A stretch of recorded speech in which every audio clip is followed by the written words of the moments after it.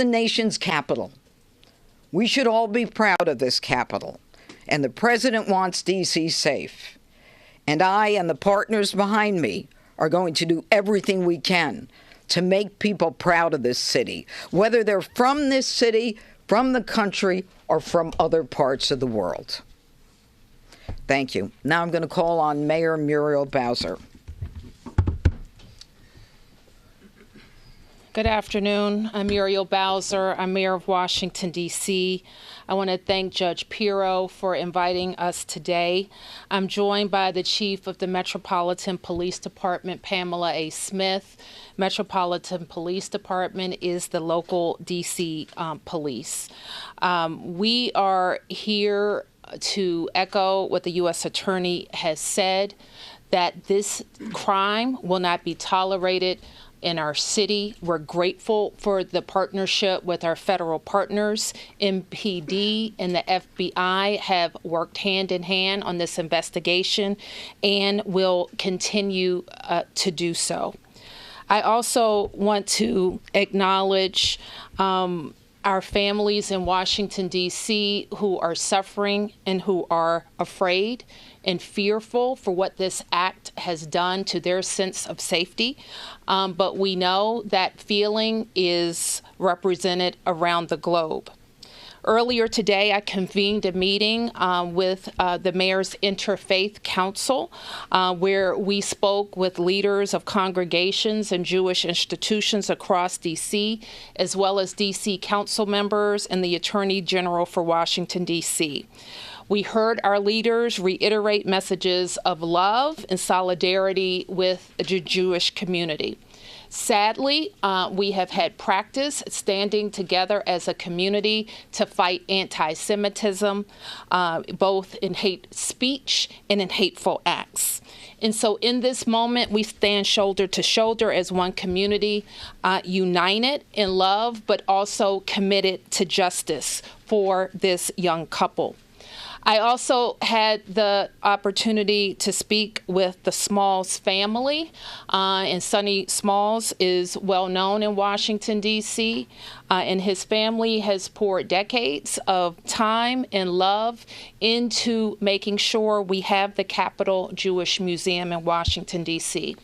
And one special aspect of that museum is that it celebrates local Jewish life. It focuses on D.C. Jews and how they have been a part of our culture and building the city that we love.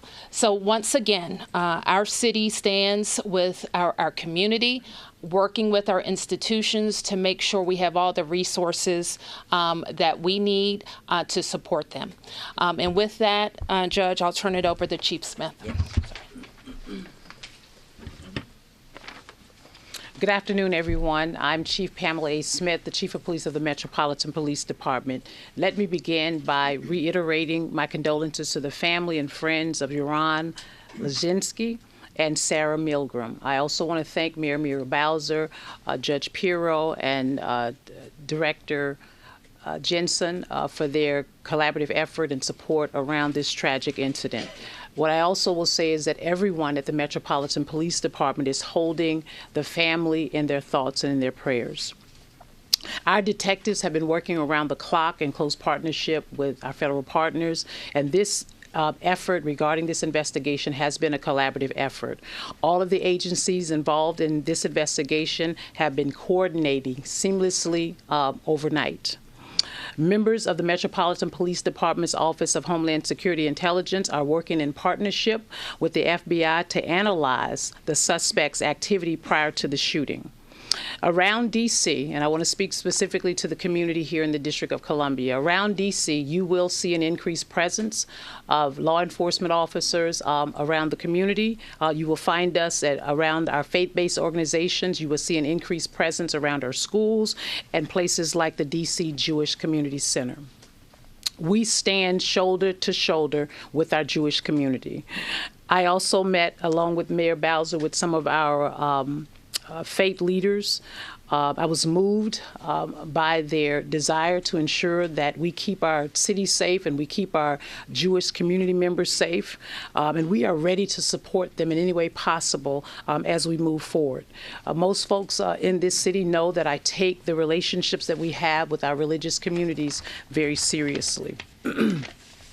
I want to again express and remind the community that if you see something, say something, please let us know. Any information that you provide for us, we will utilize it in support of conducting this investigation. I will now turn it over to the Assistant Director in charge of the Washington Field Office, Steve Jensen. Thank you, Chief. As the Chief said, I'm Steve Jensen. I'm the Assistant Director in charge of the Washington Field Office for the FBI. And I'd like to start by reiterating what Director Patel pushed out publicly, that the tragic murder of these two Israeli embassy employees outside of the Capitol Jewish Museum last night was both an act of terror and directed violence against the Jewish community. And it has the full and unwavering attention of the FBI. The FBI Washington Field Office, JTTF, has been in lockstep with MPD. And with the assistance of FBI offices across the country, we're continuing to investigate and contact the subject's associates, his family members, and coworkers. We are also executing search warrants for his electronic devices, reviewing his social media accounts, and all of his internet postings. Regarding some internet postings, we are aware of some writings that are purported to have been authored by this subject. We're actively investigating to determine both the authorship and the attribution of these writings, if they belong to this subject or not. I'd like to thank our partners in the U.S. Attorney's Office for bringing these significant federal charges in quick order within 24 hours or less than of the time of this incident. Make no mistake, this attack was targeted anti-Semitic violence, and it won't be tolerated. These significant charges are a step towards restoring justice for the victims and their families. But our work is not done. The FBI will continue to pursue all leads and use all available resources to investigate this attack. We join MPD in affirming that there is no ongoing threat to this community. And we're also seeking assistance from the public.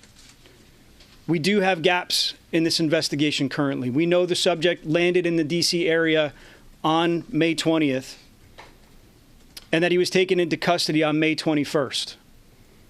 We're asking the public, anybody who had contact with the subject, anybody who knew his whereabouts or where he was located during that gap of time, to contact the FBI at 1-800-CALL-FBI or to submit an online tip at tips.fbi.gov.